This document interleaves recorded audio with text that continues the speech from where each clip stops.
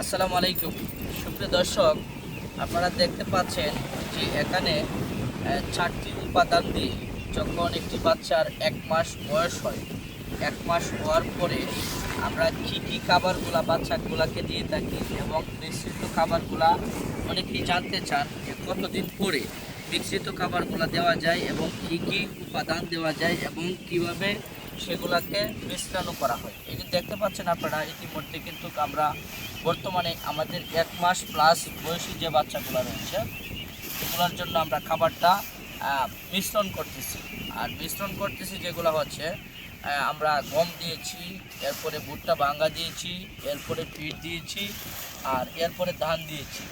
এই 4টা জাত একসাথে এভাবে প্রতিদিন সকাল, দুপুর এবং বিকাল এভাবে প্রতিদিন মিশ্রিত করেই কিন্তু আমরা আমাদের যে 1 মাস প্লাস বয়সী যে বাচ্চাগুলো রয়েছে এই বাচ্চাগুলোকে আমরা এই খাবারগুলো দিয়ে থাকি। আর এগুলো খাদ্য হচ্ছে সম্পূর্ণ সুষম খাদ্য এবং এটি আপনার ভিটামিন সহকারে সব কিছুই কিন্তু এটির মধ্যে পাওয়া যায়, যার ফলে এই বাচ্চাটা যদি আপনার খামারের হাঁসকে আপনি দিতে পারেন তাহলে আপনার বাচ্চা সুস্থ সবল এবং গুণগত মান সম্পূর্ণ থাকবে।